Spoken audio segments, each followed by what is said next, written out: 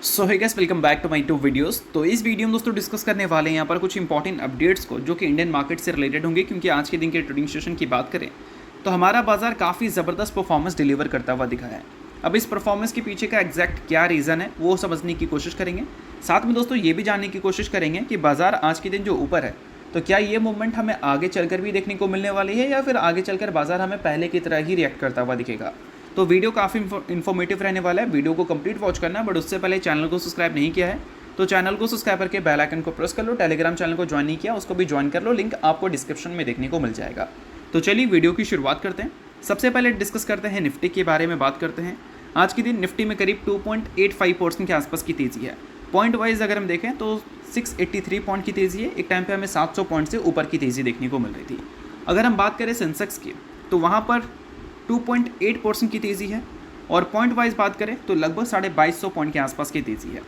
अब इसके पीछे का क्या रीज़न हो सकता है? तो देखो दोस्तों, बहुत सारे रीज़न हैं। अगर आप एक रीज़न ढूंढने जाओगे तो एक के साथ आपको दूसरा रीज़न अटैच मिलेगा। बट अगर एक सिंपल सी सिनेरियोज़ को रखें जिससे आपको एग्जैक्ट ये तेज़ी का मतलब समझ आ जाए तब ज़्यादा सही बात होगा। तो देखो, मैं बताना चाहूँगा आपको कि अगर 1 महीने के बाज़ार को नोट करोगे आप, या 6 महीने के बाज़ार को नोट करोगे, या फिर 1 साल के बाज़ार को नोट करोगे, सभी टाइम पे आपको एक अनसर्टेनिटी बनी हुई दिखती है। अब उस अनसर्टेनिटी के बीच में बाज़ार आपको पॉजिटिव नेगेटिव दोनों रिएक्ट करता हुआ दिख रहा है। बट काफ़ी रेयर होता है कि जितनी भी अनसर्टेनिटीज़ बाज़ार में है, चाहे 1 है, 2 है, 3 है या 4 है, वो सभी अनसर्टेनिटीज़ एक टाइम पे हमें शॉर्ट आउट होते हुए नज़र आ जाए। और वो वही हुआ है।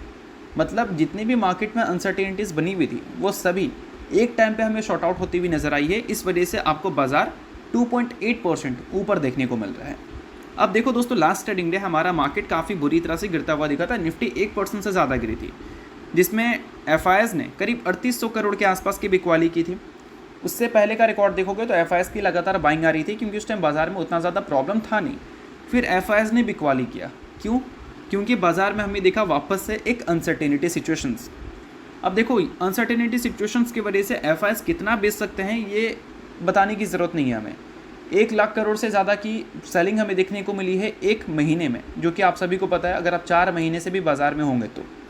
अब नोट करने वाली बात यहाँ पर है कि बाज़ार में कितनी अनसर्टेनिटीज़ बनी हुई थी जिस वजह से बाज़ार आपको वीक परफॉर्म करती हुई दिख रही है। और ये वो मतलब बोल सकते हैं क्या ये सारी अनसर्टेनिटीज़ एक टाइम पे क्लियर हो चुकी हैं या फिर आगे चलकर होप है कि क्लियर हो जाएंगी। तो सबसे पहले अनसर्टेनिटीज़ की बात करें तो वो थे ट्रंप ने रेसिप्रोकल टैरिफ इंट्रोड्यूस किया था, जिसका मतलब ये था कि आप जितने हमारे ऊपर टैरिफ लगाते हैं उतना टैरिफ हम भी आपके ऊपर लगाएंगे। अब इससे क्या है कि जो भी इमर्जिंग कंट्री है लाइक इंडिया की बात करें तो उनके जो जीडीपी ग्रोथ है, जो एक्सपोर्ट से वो रेवेन्यू जनरेट करती है, वो स्लो हो सकता था। इस वजह से इंडिया से एफआईएस निकलना शुरू कर दिए थे। अब इसके बाद ये हमें थोड़ी सी शॉर्ट आउट होती हुई नज़र आई। ये जो प्रॉब्लम थी, प्रॉब्लम कैसे शॉर्ट आउट होती हुई नज़र आई? क्योंकि ट्रंप ने बताया कि वो 90 डेज़ के लिए टैरिफ को पॉज कर रहे हैं। तो ये जो मसला था वो कहीं ना कहीं बाज़ार थोड़ा सा भूल गई और इसको मूव ऑन कर गई। ठीक है। अब उसके बाद हमें एक और प्रॉब्लम देखने को मिला, जो कि जम्मू एंड कश्मीर पहलगाम में टेरर अटैक हमें देखने को मिली, जिससे एक वापस से अनसर्टेनिटीज़ बनी। वो कैसे? इंडिया पाकिस्तान के वॉर की वजह से। अब वॉर की जो शुरुआत हमें दिखा उसमें हमने देखा कि इंडिया ने अटैक किया, फिर पाकिस्तान की हमें काउंटर देखने को मिली, फिर इंडिया ने भयंकर अटैक किया, उनके जो मिलिट्री बेस है उनको उड़ा दिया। तो काफ़ी ज़्यादा हमें वॉर से रिलेटेड जो अपडेट्स हैं वो सुनने को मिल रही थी। अब इससे ऑब्वियस सी बात है कि परेशानी तो होगा। आईपीएल तक पोस्टपोन्ड हो गया था और एफआईएस ने लास्ट ट्रेडिंग जो बिकवाली की थी वो भी बोल सकते हैं इसी रीज़न से किया था। बट ये जो प्रॉब्लम था ये ख़त्म होता हुआ नज़र आया, क्योंकि ट्रंप ने बताया था कि उन्होंने बात किया है इंडिया से और पाकिस्तान से काफ़ी देर तक, और वो दोनों इमीडिएट सीज़ फायर के लिए एग्री कर चुके हैं। अब सीज़ फायर के लिए एग्री कर चुके हैं, इसका मतलब वॉर रुक चुका है, ऐसा हम बोल सकते हैं। तो ये भी एक जो प्रॉब्लम था बाज़ार में वो भी ख़त्म हो गया। सीज़ फायर डिक्लेयर हो गया, दोनों कंट्री मान रही है कि हम जीत गए। बट ठीक है, जीता कौन है आप सभी को पता है, मैं ज़्यादा कमेंट करूँगा नहीं उस पर। बट ठीक है, हम सभी को ये सारी बातें पता ही है। तो ये भी एक जो पॉइंट है वो बाज़ार को आज के दिन ऊपर ले जाने के लिए हेल्प किया है। उसके अलावा दोस्तों एक और बोनस पॉइंट मैं बताता हूँ, और वो बोनस पॉइंट ये है कि हमारे जो पुतिन है उनकी तरफ से स्टेटमेंट देखने को मिला है कि अगर वो डायरेक्ट मतलब बोल सकते हैं कि पुतिन जो है यूक्रेन के जो प्रेसिडेंट हैं ज़ेलेंस्की, उनको प्रपोज़ल रखा था कि अगर वो डायरेक्ट टॉक करते हैं तो वो रशिया यूक्रेन जो वॉर है उसको वो ख़त्म करते हुए नज़र आ सकते हैं। तो इस चीज़ को लेकर हमारे जो ज़ेलेंस्की हैं उनकी तरफ से भी रिप्लाई देखने को मिली। रिप्लाई दोस्तों ये था कि अगर रशिया सीज़ फायर के लिए एग्री कर जाती है तो फिर वो बातचीत कर सकते हैं पुतिन के साथ। तो ये जो अपडेट है, ये अपडेट की वजह से इससे हमें एक चीज़ तो सिंपल समझ आ रहा है कि रशिया यूक्रेन क्राइसिस या फिर वॉर वो भी अब हमें बहुत दिनों का मेहमान देखने को नहीं मिल रहा है, आगे चलकर वो भी हमें ख़त्म होता हुआ दिखेगा। तो इसके वजह से हमारे मार्केट को क्या असर होगा? तो इसकी वजह से हमारे मार्केट को असर बिल्कुल होगा, क्योंकि आप सभी को पता होना चाहिए कि कुछ टाइम पहले ट्रंप नहीं, मतलब बोल सकते हैं जो बाइडेन, जब ये लड़ाई शुरुआत हुई थी रशिया यूक्रेन की, तो उस टाइम प्रेसिडेंट यूएस के जो बाइडेन थे, तो उन्होंने काफ़ी ज़्यादा सैंक्शंस लगा दिया था किसके ऊपर? रशिया के ऊपर और उनके ऑयल के एक्सपोर्ट के ऊपर। जिसके बाद क्रूड ऑयल के जो प्राइजेस हैं वो काफ़ी ज़्यादा बढ़ते हुए देखने को मिले थे। अभी $61 के आसपास दिख रहा है ना, एक टाइम पे $120 के आसपास देखने को मिल रहा था।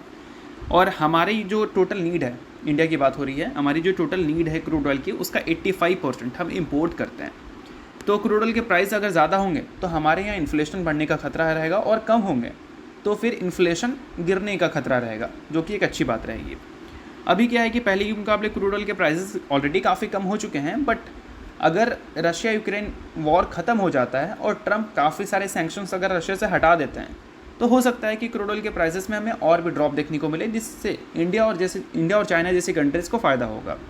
तो ऑब्वियस सी बात है कि इस न्यूज़ को भी हम बड़ा कंसिडर कर सकते हैं, ये जो बातें चल रही हैं यूक्रेन और रशिया वॉर को ख़त्म करने को लेकर। तो इस वजह से भी बोल सकते हैं कि आज के दिन बाज़ार आपको अच्छा परफॉर्म करता हुआ दिखा है। और ट्रंप ने दोस्तों एक तरह से बोल सकते हैं धमकी दिया है रशिया को कि अगर वो सीज़ फायर के लिए एग्री नहीं करते हैं, बातचीत के लिए एग्री नहीं करते हैं, तो वो काफ़ी ज़्यादा और सैंक्शंस लगा देंगे रशिया के ऊपर। तो मतलब बोल सकते हैं कि प्रेशर अब यहाँ पर बनाया जा रहा है कि वॉर ख़त्म करो, लड़ाई मत करो, अब वॉर ख़त्म करो। वॉर ख़त्म होगा, इंडिया को फ़ायदा है, यूएस को फ़ायदा है, रशिया को फ़ायदा है, यूक्रेन को फ़ायदा है, इनफैक्ट पाकिस्तान को भी फ़ायदा है, जो कि ऑलरेडी एक डूबती नाव में देखने को मिल रही है। तो इन सारी चीज़ों की वजह से क्या हुआ है कि आज के दिन हमें बाज़ार ऊपर देखने को मिल रहा है, क्योंकि मल्टीपल पॉजिटिव न्यूज़ आज के दिन हमें देखने को मिल रही है, जिसमें एक पॉजिटिव न्यूज़ था इंडिया पाकिस्तान के सीज़ फायर का।